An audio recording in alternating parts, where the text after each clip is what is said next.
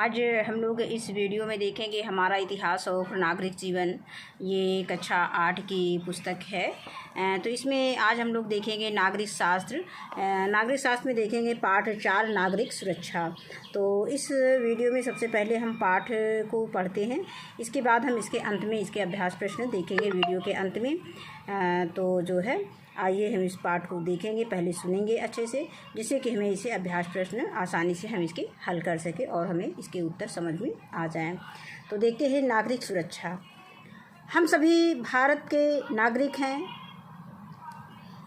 चाहे गांव में रहते हो अथवा नगर में। हमें समय समय पर अनेक आपदाओं का सामना करना पड़ता है।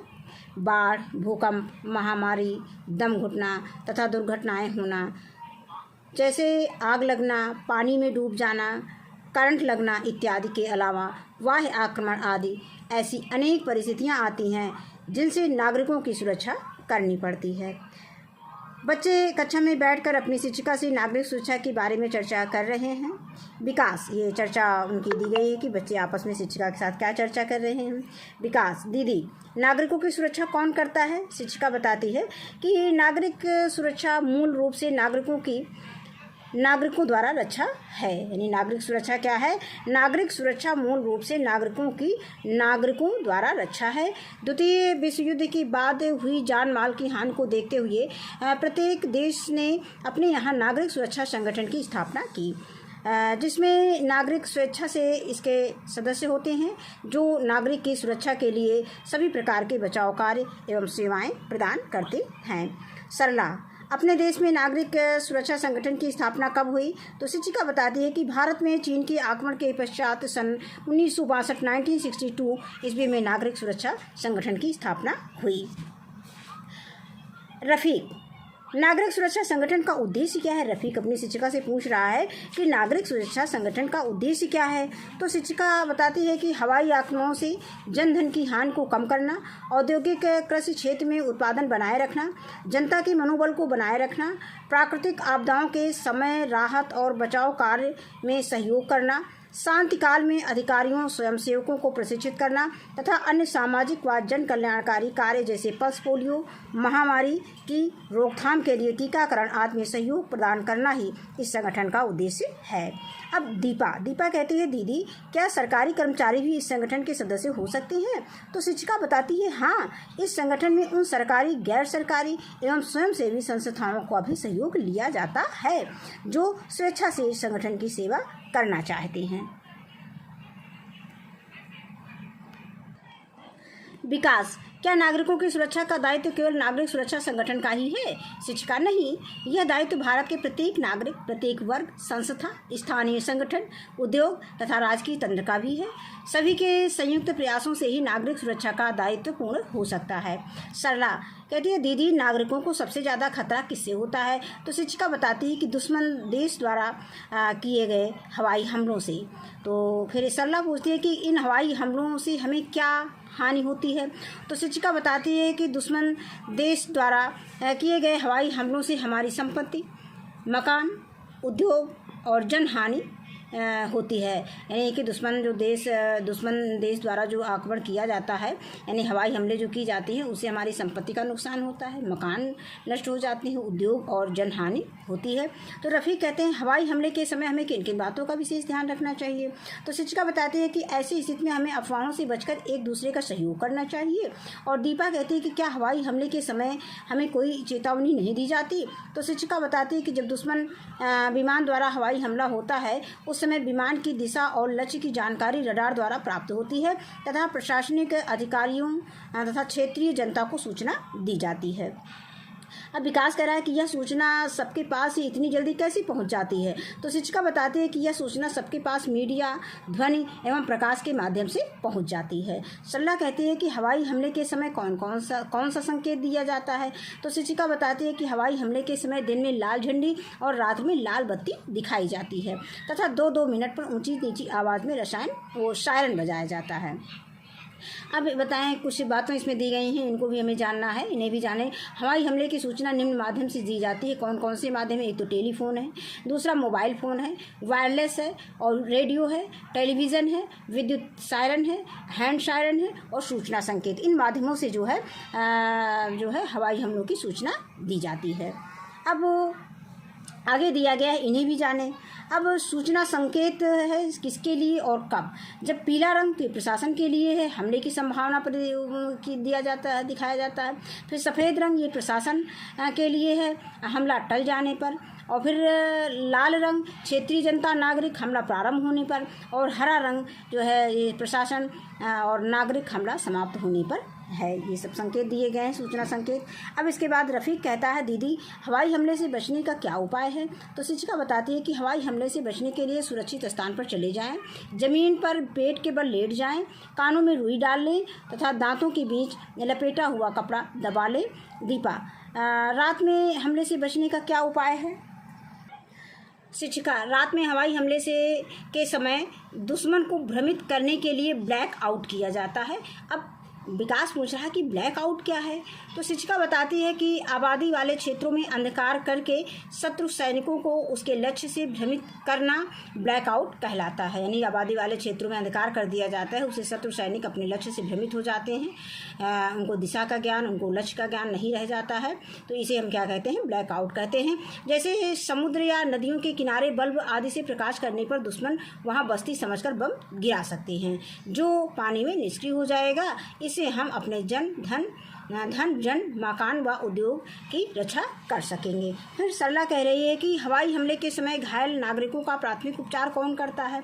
तो शिक्षिका बताती है कि हवाई हमले के समय ही नहीं बल्कि अन्य आपदाओं के दौरान भी घायल नागरिकों का घायल नागरिकों को प्राथमिक उपचार प्रदान करने के लिए प्राथमिक चिकित्सीय सेवा महत्वपूर्ण योगदान देता है। ये सीज फायर दिखाया गया है, अग्निशमक यंत्र दिखाया गया है, आपातकालीन स्थितियों में आग लगने पर आग को बुझाया जा सकता है। फिर रफ़ीक कहता है कि आग लगने पर उसे बुझाने के क्या उपाय हैं? तो शिक्षिका बताती है कि ठोस पदार्थ जैसे लकड़ी है, कोयला आदि में आग लगने पर सीधे पानी डालकर बुझाना चाहिए। ज्वलनशील पदार्थ जैसे पेट्रोल है, डीजल है आदि में आग लगने पर हवा से संपर्क हटा देना चाहिए। गैस से आग लगने पर जूट की बोरी से ढक कर आग बुझाना चाहिए और बिजली के सभी स्विच व उपकरण बंद कर देना चाहिए। गैस के रेगुलेटर नॉब को बंद कर देना चाहिए तथा घर के खिड़की दरवाजे को खोल देना चाहिए। बिजली से लगी आग पर पानी नहीं डालना चाहिए बल्कि बुझाने से पहले मेन स्विच से बिजली काट देनी चाहिए। शरीर में आग लगने पर कंबल से शरीर को ढक देना चाहिए। अब इसमें जानकारी के लिए कुछ बिंदु दिए गए हैं, जैसे आग बुझाने के क्या उपकरण हैं। तो नंबर 1 दिया गया है कि ड्राई पाउडर अग्निशामक यंत्र, यानी ड्राई पाउडर अग्निशामक यंत्र। यह बहते हुए द्रव पदार्थ की आग बुझाने के लिए प्रयोग किया जाता है। इसमें मुख्य रूप से सोडियम बाइकार्बोनेट का प्रयोग किया जाता है। अब इसके बाद आता है नंबर 2 गैस टाइप CO2 अग्निशामक यंत्र। इसमें गैसीय अवस्था में कार्बन डाइऑक्साइड का प्रयोग उन वस्तुओं में लगी आग को बुझाने में करते हैं जो पानी से खराब हो सकते हैं, जैसे कागज़ है, बही खाता है, कैश बुक है। अब इसमें अगर आप पानी डाल देंगे तो जो इसमें लिखा है गल जाएगा, कागज़ गल जाएगा, बही खाते से बेकार हो जाएंगे। कैश बुक है, करेंसी है, नोट है, कंप्यूटर है। अगर इन चीज़ों में आसपास आग लग जाती है इन चीज़ों में, तो उसको हम जगह बुझाने के लिए क्या करेंगे? गैस टाइप 2 यानी गैस टाइप ये जो है CO2 यानी कार्बन डाइऑक्साइड का प्रयोग करेंगे गैसीय अवस्था में। फिर इसके बाद है वाटर टाइप, ये CO2 अग्निशामक यंत्र। यह अग्निशामक यंत्र पानी फेंकता है जिसमें CO2 पानी में घुली रहती है तथा कूलिंग मेथड से आग बुझाई जाती है। इसके बाद अगला आता है नंबर 4 दिया फोम टाइप अग्निशामक यंत्र। पेट्रोल है, तेल आदि द्रव पदार्थों में लगी आग को बुझाने के लिए हम फोम टाइप अग्निशामक यंत्र का प्रयोग किया जाता है। ये झाग द्वारा आग की सतह को ढक कर उसे तुरंत बुझा देता है। फिर उसी के आगे दीपा, दीदी दुर्घटना में हड्डी टूट जाने पर मरीज का कैसे प्राथमिक उपचार करना चाहिए? तो शिक्षिका बताती है कि हड्डी टूट जाने पर तिकोनी पट्टी और खपच्ची यानी बांस का छोटा टुकड़ा का प्रयोग करके प्राथमिक उपचार करना चाहिए और तुरंत नज़दीक के हॉस्पिटल यानी अस्पताल में इलाज कराना चाहिए। अब ये प्राथमिक उपचार में आने वाले जो सामग्री दी गई हैं, ये तो प्राथमिक चिकित्सा पेटिका है और ये सारे इंस्ट्रूमेंट दिए गए हैं, दवाइयाँ दी गई हैं जिनका हम प्राथमिक उपचार में प्रयोग कर सकते हैं। विकास। दीदी, दुर्घटना में रक्तस्राव यानी खून बहना रोकने के लिए क्या करना चाहिए? तो शिक्षिका बताती है कि घाव पर मेडिकेटेड रुई या पट्टी बांधकर बहते हुए रक्त को रोकना चाहिए। घाव वाले अंग को ऊपर की तरफ करने से रक्त बहना रुक जाता है। यानी जहाँ आपको जिस अंग में चोट लगी है, कट गया है, खून बह रहा है, तो उस अंग को आप ऊपर को कर लीजिए तो खून बहना बंद हो जाएगा। इसके बाद रफ़ीक कहता है कि दम घुटने पर क्या उपाय करना चाहिए? तो शिक्षिका बताती है कि दम घुटने पर रोगी के कपड़ों को ढीला करके उसके मुंह में अपने मुंह से कृत्रिम श्वास फूंकना चाहिए और तत्काल नज़दीक के डॉक्टर से संपर्क करना चाहिए। इसके बाद कुछ बिंदु दिए गए हैं जिन्हें जानना है। बंद कमरे में जलती हुई अंगीठी रखकर न सोएं। ये आपको कुछ सावधानी के बिंदु बताए गए हैं। मच्छर काटने से बचने के लिए जो पदार्थ इस्तेमाल किए जाते हैं, जैसे मच्छर अगरबत्ती, स्प्रे आदि से श्वास की बीमारी हो सकती है, तो इनको प्रयोग नहीं करना चाहिए। नंबर 3 में आता है कि मच्छर से बचने के लिए मच्छरदानी का प्रयोग करना चाहिए और कमरे में रूम हीटर लगाकर नहीं सोना चाहिए। तो ये आपके लिए सावधानी के लिए कुछ बातें दी गई हैं जिनको हमें पालन करना चाहिए। इसके बाद इसमें जो संबंधित कुछ शब्दावलियाँ दी गई, जैसे वार्डन शब्द आया है। तो वार्डन क्या होता है? नागरिक रक्षा की क्रियाकलापों का केंद्र बिंदु होता है। वह अपने क्षेत्र से अधिक स्वयंसेवकों को एकत्र करके उन्हें नागरिक रक्षा की कार्यों की जानकारी तथा मार्गदर्शन देता है। इसके बाद हम इसके अभ्यास प्रश्न देखेंगे। इसके अभ्यास प्रश्न देखते हैं। इसे हम कॉपी पर नोट कर रखे हैं, देखते हैं। पहला प्रश्न है कि पहले तो दिया गया है, पहला प्रश्न है कि निम्नलिखित प्रश्नों के उत्तर दीजिए। तो पहला प्रश्न पे क्या दिया है कि हवाई हमले से बचने के लिए क्या उपाय है? तो इसके उत्तर में लिखेंगे कि हवाई हमला होने की सूचना जनता को 2-3 मिनट पहले सायरन द्वारा दी जाती है। हवाई हमले से बचने के उपाय निम्नलिखित हैं। नंबर 1, पक्के घरों में रहने से 90% बचाव हो सकता है। नंबर 2 है खुले में पेट के बल लेटने पर 50% तक बचाव हो सकता है। इसके बाद नंबर 3 है सुरक्षित स्थानों पर छिपने से 65% तक बचाव हो सकता है। इसके बाद नंबर 4, निचले स्थान, नाले या खाई में शरण लेने पर 35% तक बचाव हो सकता है। इसके बाद है प्रश्न संख्या ख, उसी में प्रश्न संख्या 1 का, हवाई हमले से अपने घर को बचाने के लिए ब्लैक आउट करना क्यों आवश्यक है? तो इस पे उत्तर में हम लिखेंगे कि हवाई हमले से अपने घर को बचाने के लिए ब्लैक आउट करना इसलिए आवश्यक है क्योंकि इसमें ऐसे उपाय किए जाते हैं जिससे शत्रु भ्रमित हो जाए और लक्ष्य को पहचान सके। इसके बाद अगला प्रश्न आता है, प्रश्न संख्या ग है कि नागरिक सुरक्षा संगठन का क्या उद्देश्य है? तो इसे हम टेक्स्ट बुक में देख लेते हैं, पेज संख्या 108 पर। तो इसका उत्तर हम यहाँ से लिखेंगे, नागरिक सुरक्षा संगठन का क्या उद्देश्य है, यहाँ से लिखेंगे, उत्तर डालेंगे, फिर लिखेंगे कि हवाई आक्रमणों से जन धन की हानि को कम करना, औद्योगिक कृषि क्षेत्र में उत्पादन बनाए रखना, जनता के मनोबल को बनाए रखना, प्राकृतिक आपदाओं के समय राहत एवं बचाव कार्य में सहयोग करना, शांति काल में अधिकारियों स्वयं सेवकों को प्रशिक्षित करना तथा अन्य सामाजिक व जन कल्याणकारी कार्य जैसे पल्स पोलियो व महामारी की रोकथाम के लिए टीकाकरण आदि में सहयोग प्रदान करना ही इस संगठन का उद्देश्य है। यानी ये सारे उद्देश्य जो है नागरिक सुरक्षा संगठन का उद्देश्य है। इसके बाद अगला प्रश्न घ है कि आग लगने पर किस तरह से बचाव करना चाहिए? तो इसका उत्तर हम पेज संख्या 110 पे टेक्स्ट बुक में देखेंगे। इसका उत्तर लिखेंगे कि ठोस पदार्थ, लकड़ी, कोयला आदि में आग लगने पर सीधे पानी डालकर बुझाना चाहिए। ज्वलनशील पदार्थ, पेट्रोल, डीजल आदि में आग लगने पर हवा से संपर्क हटा देना चाहिए। गैस से आग लगने पर जूट की बोरी से ढककर आग बुझाना चाहिए। बिजली के सभी स्विच व उपकरण बंद कर देना चाहिए। गैस के रेगुलेटर नाब को बंद कर देना चाहिए तथा घर के खिड़की, दरवाजे खोल देना चाहिए। बिजली में लगी आग पर पानी नहीं डालना चाहिए, बल्कि बुझाने में पहले मेन स्विच से बिजली काट देनी चाहिए। शरीर में आग लगने पर कंबल से शरीर को ढक देना चाहिए। फिर अगला प्रश्न है अंगा, रसोई गैस से आग लगने पर बचाव के कौन कौन से तरीके अपनाएंगे? तो रसोई गैस से आग लगने पर जूट की बोरी से उसे ढककर बुझाना चाहिए। गैस के रेगुलेटर नाब को बंद कर देना चाहिए। प्रश्न संख्या 2, रिक्त स्थानों की पूर्ति कीजिए। तो पहला का दिया गया है कि नागरिक सुरक्षा संगठन प्राकृतिक आपदाओं की समय डॉट डॉट डॉट कार्य में सहयोग करता है, तो इसमें लिख देंगे सुरक्षा, यानी नागरिक सुरक्षा संगठन प्राकृतिक आपदाओं के समय सुरक्षा कार्य में सहयोग करता है। इसके बाद आता है खा, हवाई हमला बंद हो जाने पर डॉट डॉट डॉट रंग का प्रकाश दिखाया जाता है, तो यहाँ पे हम हरे लिख देंगे, यानी हवाई हमला बंद हो जाने पर हरे रंग का प्रकाश दिखाया जाता है।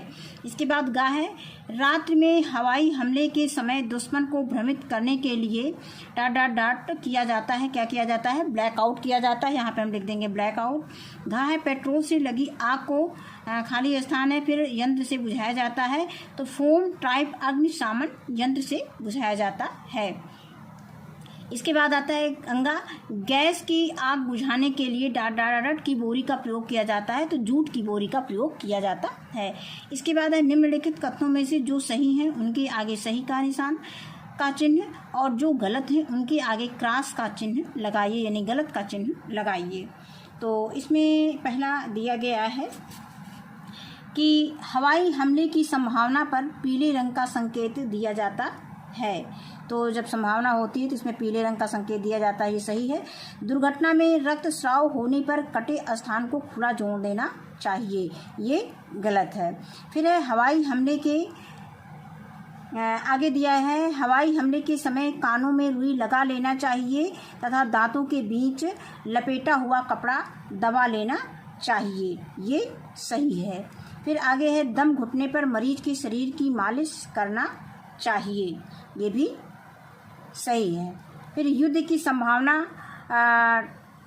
की संभावना टल जाने पर नीला प्रकाश संकेत दिया जाता है, तो युद्ध की संभावना जब टल जाती है तो नीला प्रकाश नहीं दिया जाता है।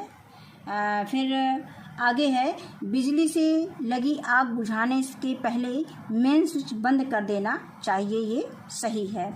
फिर आगे दिया गया है मिलान कीजिए, इसमें लकड़ी, पेट्रोल, एलपीजी और मैग्नीशियम को मिलान करना है द्रव्य, ठोस, धातु और गैस से। तो इसमें लकड़ी क्या है, लकड़ी ठोस है, तो लकड़ी को हम ठोस से मिला देंगे। इसके बाद आता है पेट्रोल, पेट्रोल हमारा द्रव्य है तो इसको हम द्रव्य से मिला देंगे। फिर आता है एलपीजी, ये एलपीजी गैस है तो इसको हम गैस से मिला देंगे। और इसके बाद मैग्नीशियम जो है ये धातु है तो इसको हम धातु से मिला देंगे। तो ये पाठ हमारा यहीं पे समाप्त होता है और इस वीडियो में बस इतना ही। वीडियो देखने के लिए बहुत बहुत धन्यवाद।